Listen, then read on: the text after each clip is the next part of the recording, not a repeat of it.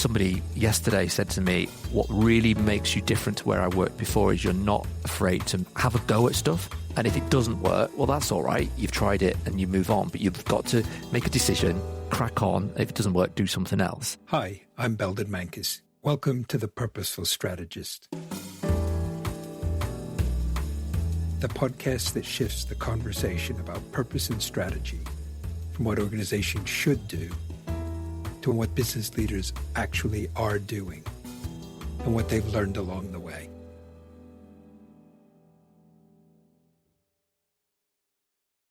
My guest today is Martyn Fish, Chief Executive and Partner at HGF, one of Europe's largest intellectual property firms. HGF distinguishes itself by offering a fully integrated IP service with over 200 patent attorneys, trademark attorneys, design attorneys, IP solicitors, and attorneys at law under one roof. Martyn's been at HGF for more than 20 years, leading its European law team for more than a decade before becoming CEO in 2021. In that time, he's driven an ambitious program of change, including securing private equity investment from CBPE, a significant strategic shift for a firm that had operated as a traditional partnership. Martyn, welcome to the Purposeful Strategist. Thank you for having me. Yeah, it's great to have you here. So just in case there is anybody listening who might not understand the full scope of IP, sort of what it is, why does it matter to business? Why does it matter to everybody? So effectively what intellectual property does is protect businesses' intangible assets. So there's a huge amount of value in every business, which is an intangible asset. So by that, I mean protecting their inventions, protecting their brands through trademark protection, protecting their designs, helping them protect their confidential information. So it's all that stuff that's beyond sort of tangible assets that we protect and sit behind. So a really important part of the economy and protecting what value is sitting within most businesses. So Martyn, that makes sense. And I guess if you have anything you want to say, I'd be interested in your thoughts on sort of what would the world be like if we didn't have IP protection? Absolute chaos. I mean, it's becoming increasingly more and more important because, if you look at the balance sheet of a business, what is the value of Coca-Cola? The main thing that it has to protect. It's obviously got its secret recipe for its drink, but also its color, its logo, its name. And if it wasn't able to protect all of those things, what would you be investing in? If it was a free-for-all and anybody could use that, or if you are investing time and energy to bring a new pharmaceutical to market, that's billions of dollars.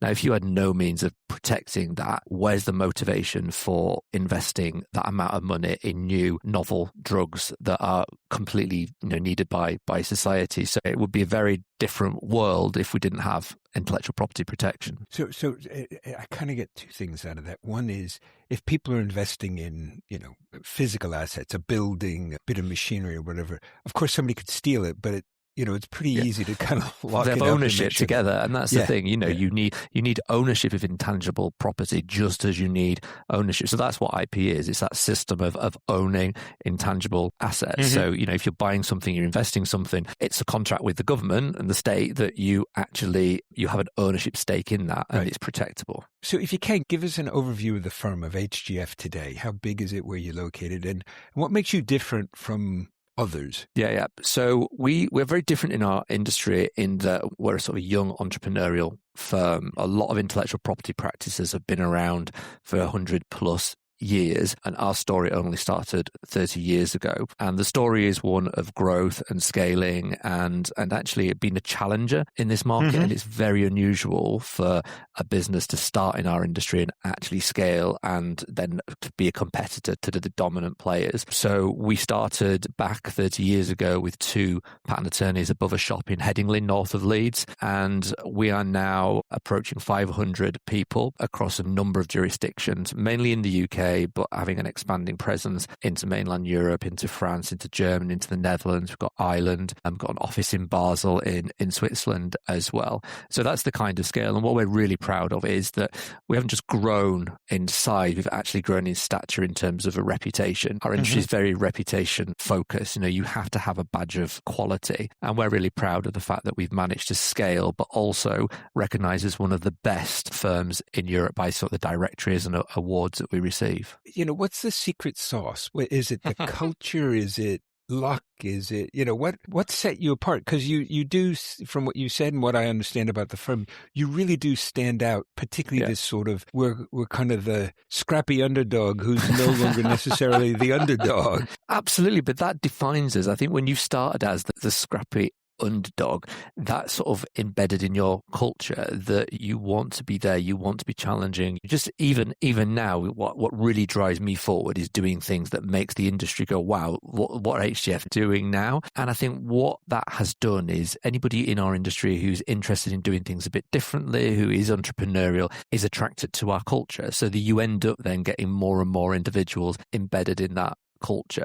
And I think if you've been in business for 100 plus years and you're sat in my seat, you've got a lot to lose. You've got the weight of your forebears on your shoulders. You don't want to mess up. Whereas actually, if you're the challenger in the market, you have quite a different mindset, which means you're not afraid to do different things. We had one of our competitors say to me, I would love to do what you're doing in Europe, but my partners would never agree to it in case it went wrong, because they've got a nice solid business. Nothing goes wrong. Historically, this is the case that nothing has ever changed really. But I think the problem other firms will be facing now is the world is rapidly changing, and I don't think the IP profession can sit there and saying, well, everybody else is changing, but we're not going to. So I think that's effectively the secret sauce, not being scared to do things differently. So I get that dynamic, particularly if you're, two people above a shop, but you're well beyond that. How do you keep that mindset of, when you do have something to lose? Yeah.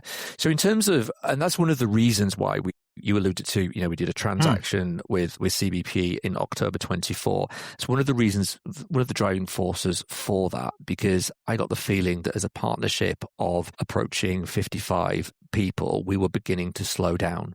Slow down in two ways. You've got the decision-making process itself in a partnership gets cumbersome, as you could say, and you become safe. And then also investment decisions started becoming harder because people were used to having good profit shares, and the whole partnership model is you basically get the profit out of the business for the benefit of the partners every year. And I was feeling that was really starting to slow us down. That linked to, at the same time, private equity were really interested in our industry. So that's why we started those conversations, because I thought we had to get out of the constraints of the partnership model in order for us to continue on that growth. And having a private equity-backed mindset really puts you back into that entrepreneurial spirit, because we've got big plans to grow. We're not constrained by capital concerns anymore. We can invest, we can bring in new people, we can do lots of exciting things, and the decision making is very quick. We take on a lot of people from different firms, and somebody yesterday said to me, what really makes you different to where I worked before is you're not afraid to have a go at stuff. And if it doesn't work, well, that's all right. You've tried it and you move on, but you've got to make a decision, crack on. If it doesn't work, do something else. And that was the difference he saw in the mentality of our firm compared to other firms. And obviously, as a firm of scale, you can afford to make a few mistakes. Sometimes also, and it's a bit of a culture thing, I think sometimes partnerships can be a bit of a blame culture. That, you don't want all your other partners looking around and pointing at you going, well, you're the person who made that mistake. But actually, if you're in a more corporate environment where decisions can be made quickly and there's accountability, you have less of that sort of pointing fingers culture, which I think some partnerships can have. And it may be very clear from the inside how taking on PE money changed the way decisions got made. Yeah. But from the outside, it's slightly opaque. If you can take it, like what shifted? So effectively, in our partnership model previously, as in most partnerships, major decisions are taken by the partnership at large. So if we wanted to appoint a new partner from outside our business or promote somebody internally, that was a vote of every single partner in the business. If I wanted to open an office in a different city, even if it was a serviced office, I had to get partner approval. And so you have, as a leader of that business, you have all the responsibility, but not the absolute power to enact that. Whereas now our model is very much more of a a corporate model, but actually a culture where actually we want to empower people within their own sphere to actually just crack on. So we recently moved our office in Leeds, and obviously the budget for that has to be approved by the main board. It's a significant outlay, but actually choosing the office and running all the moving into it is run by the local office manager. That in the past would have been such a laborious process controlled by the whole partnership, but actually we can empower the local partner and the local partners to do what's best for their business. So that gives you two things. It gives you that agility, but also involves people in the business as well, and gives them empowerment to crack on. And what's interesting about the PE model is people are really confused often about the control and where that lies. And we were really clear when we were looking for a partner that we don't need somebody to come and help us operate the business. We should know how to run a patent and trademark attorney firm. What they are really great at is actually holding you to account, making sure you've done the stuff that you say, because most partnerships know what to do, but nobody ever does it because there's nobody actually holding you accountable. So you've got somebody, I've got to go to a board meeting every month and explain what's happening on various projects, which is great for me because it makes sure that I make sure that they're done. What they're not there for is to tell me, right, this is how you run the business. And, we had our strategy agreed at the start. As long as things are within strategy, we just crack on. So it's that, you hear people saying, oh, you're now controlled by PE or you're run by PE. It's like that. In our experience, isn't the case. And I think that's one of the learnings for us is that there's so many different shades of private equity, and the level of involvement that they want, I suspect, in the business is different. But for us, it's like a critical friend. Somebody's going to say, have you thought of doing this? Or one of our portfolio businesses is using AI for this. Would that work for HGF? And that is completely brilliant for us because, we never had external experience on our internal workings before. It was all people who'd worked in patent firms. Most of them just worked in one or two patent firms and never been in the outside world. So having that external influence is really quite useful as well. I wonder if we could go back a little bit in the story. So we're now here on the other side of a PE deal and sort of seeing it. But I think it'd be interesting if you could to sort of take us through. You become CEO. I assume you went through some period of like, okay, great. Now, what happens next? So what did all that look like? What were the conclusions? How'd you get from there to deciding PE was the way to go? And how'd you land on CBPE? The first thing was, after I took over as CEO, it's about 5 years ago now, we were hugely successful. We've grown and we were named in all the directories. So I wanted to make sure that as a partner group, as owners of the business at that point, we were all aligned as to where we were going to take the business next. So I sat down with every single partner individually and asked them what they thought of the business, where they thought we should go. And what was great is that we got three main things that came out, because it's a bit of a relief that actually this group of people has some common ground between them. They really wanted us to focus on that excellence that we'd built up and the reputation. We didn't want to do anything that would lower that.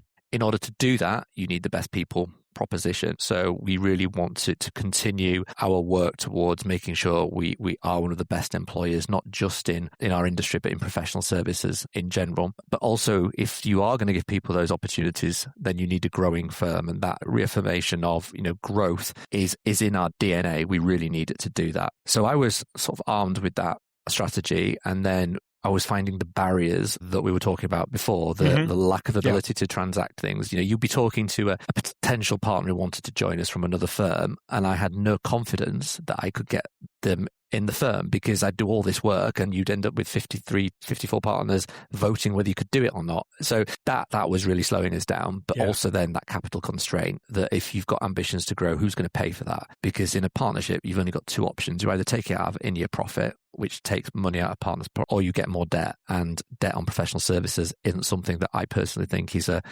brilliant idea to too much extent. And the partners would never have done it. At the same time, private equity were offering to talk to us. And my first reaction was, oh God, we should steer clear of this. I told my mum, we were looking at it, and she's like, oh, be careful because my vet's bills have gone up. That's all that's going to happen. So, you enter into a world of finance that you have no experience of. And I had no experience of. Anyway, I thought, I don't want us just to dismiss this without investigating it. So we started speaking to a few, and I got the feeling that actually there was something in this. They were interested in growing the business. This wasn't about stripping out costs. This was actually investing in making a bigger, better business and changing the mindset of the firm, moving us away from an in-year profit obsession to a long-term growth. And that's what people don't understand about private equity. You've got to look not just 5 years, but you've got to look 10, 15 years into the future and really invest in the growth of the firm. And that idea of everybody pulling together to grow a firm together as opposed to just maximizing their own personal in-year profit. So that model really sort of attracted me, and I could see was aligning to what we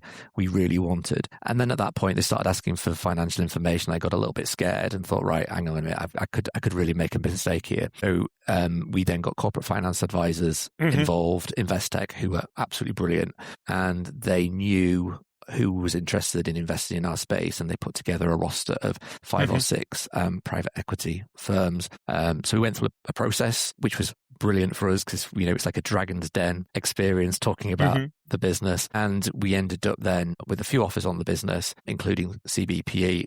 Why CBPE? Well, there was a number of criteria we were sort of assessing the offers on. The first was obviously the value placed on the business and the structure of the deal. CBPE weren't the highest offer that we got in terms of actual money, but what was really attractive to us was that the very low debt that they were placing on the business. Again, it's another misconception that private equity is all about loading the company with debt. CBP are very aligned with my belief that professional services firms should not have significant amount of debt. So it's a very low offer. Actually, there was no debt in the first offer. So that was brilliant. Also a minority deal as well, that we retain the majority ownership of HGF. So that was attractive from a structure point of view. And just so it doesn't get too far away, is that sort of interest in willingness to take a minority stake unusual? Were they, if you talk to 5 or 6 people, were they the only ones saying that, or were there other people? It's becoming more and more common. It's a known thing in the industry, but it was definitely that structure piece of having minority and low debt was really important because in effect they're putting more of their own money into the deal, which is obviously more risk for them. So they have to really believe in the business. And the other thing that really was driving us was they'd done their homework. They understood our industry. They understood where we sat in the industry.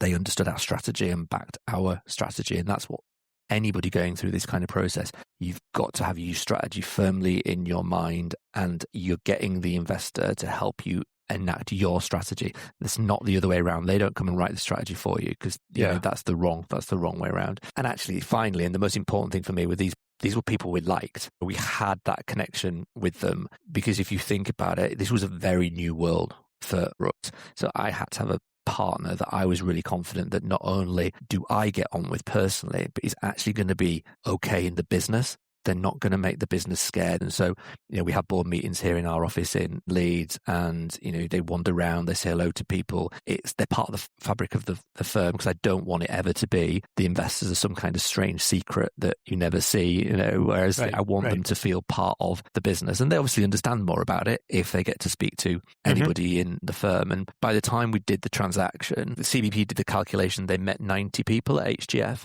before we did it, out of the sort of nearly 500 people, so that they had a real good feel for who was in the business. And having done that deal, sometimes it seems to be the way PE works is there's a deal and then there's some growth we're trying to get to, and then there's another deal. Yeah, so that's the model that, we have a plan for the next. There's no fixed timeline, but, roughly 4 or 5 years from the date of investment will be a good, estimate of when it will be.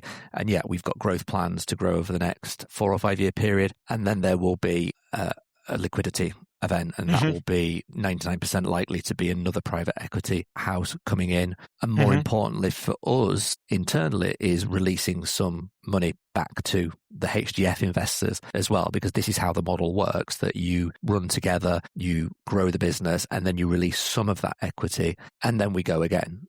I can also see, and you can tell me if I'm right or I'm wrong, that taking that longer term view makes it easier to see how this is going to be good, not just for the people who are partners now, but for the people who are joining us sort of at the beginning of their career. This isn't a sort of great join and then you're going to find 3 years down the road, well, we've sold it all.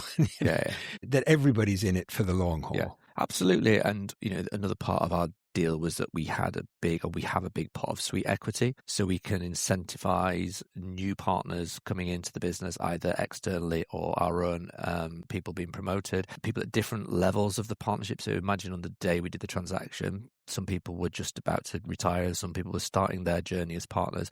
So you can incentivize the more junior partners by offering them more equity. And actually, it's really interesting that because we're an outlier in our industry, there's not many other people who've done this. There are other firms where their answer to employees is, oh, well, we're not thinking about private equity, but we might do something in the future. Whereas we're very certain about what our position is on this, because there is that fear that this is going to happen across the market. But actually, we can set out to somebody, this is what your career at HGF looks like, with absolute certainty. You described a few minutes ago sort of your mother's reaction hearing that.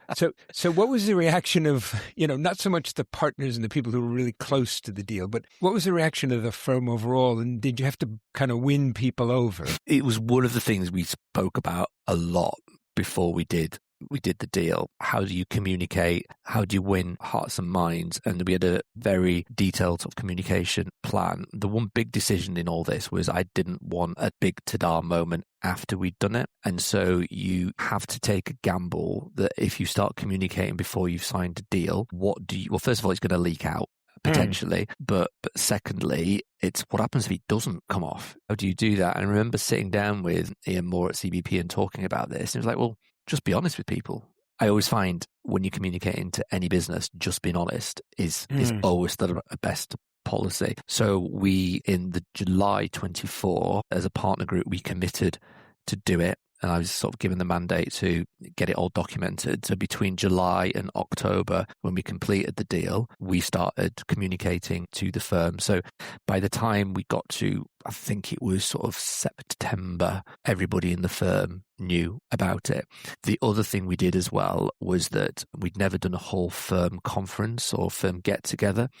So we booked one in for, I think it was Bonfire Night, so it was 5th of November, 2024. And in my mind, that was either me saying, we've completed the deal, welcome to the new world, this is the strategy, or me standing up there saying, no, PE's terrible, we're going to stay as a partner model, let's crack on because we haven't done it. So you needed that sort of like coming together, whatever happened. And luckily, we got the deal over the line. It was positive. CBP came to that as well, and so I could introduce them formally to the firm. We did like a Q&A session on stage, so we're setting that groundwork for they're not scary people, these are just normal guys, they want to help us, this is the plan. A few people found it tricky because in their mind, you've taken away my future. I was going to be a partner, but then you explain to them the different incentivizations. But actually for quite a lot of people who value stability and knowing that the business is run well, it actually gave them comfort because, instead of little old me who's never run a business before, been in charge of everything, you've actually got some sensible people who've run businesses and seen it before. So it gives you a bit more comfort, and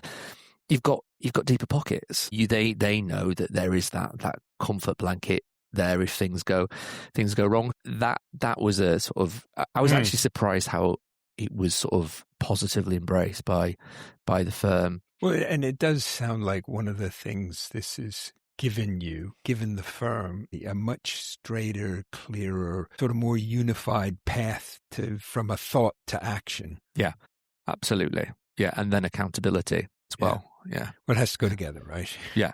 I want to, if you don't mind, I want to change the subject a little bit away. At least it feels like it's coming away from the discussion about PE, but maybe it's not. Maybe we'll end up back there. You've definitely talked about wanting to change how IP services get delivered, and maybe even more broadly how professional services operate. So, in your thinking, what's needed? What's the change that would be good, and how are you going about that? Yeah. So for us, the differentiating factor is actually talking to clients about how we protect the value in their business. Quite often, professional services, and especially in our industry, people will be saying, right, tell me about your inventions and tell you how to protect it. Whereas what I want us to be talking about is, right, what's your business strategy over the next 5 years? How does intellectual property fit into that? Tell me about your intangible assets, and in understanding how what we do underpins what the client wants to achieve in their business, and understanding what a board wants to see out of a patent portfolio, understanding what future investors want to see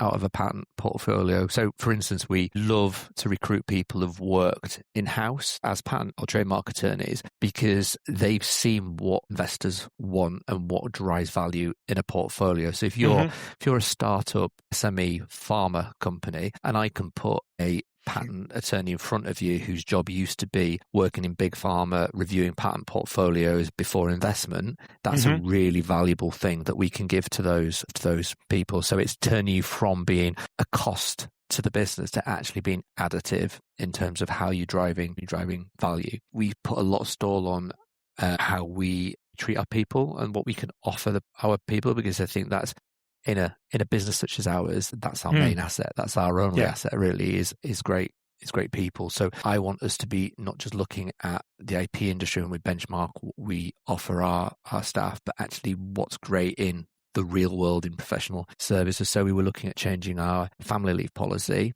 and we looked around our competitors, but we just didn't want to beat our competitors. So we looked around, and now we offer sort of a year for either mums or dads, and actually 6 months full pay for anybody who's having a family, which is completely different to anybody in our industry. We're looking at giving our trainees more support as they go through their exams, just really thinking about what can we really do to look after our employees. And why I mean, I get the sense that role of sort of helping someone grow their business, moving out, as you say, sort of moving out of being a cost to something that's value adding. Why, at one level, that seems so obvious, but many times obvious good things don't happen. Yeah. What's in the way? Why is that difficult? I think it's probably the training that people are given to enter our profession. So if you look at the patent side of our business, the route to qualification for a patent attorney, they will have a STEM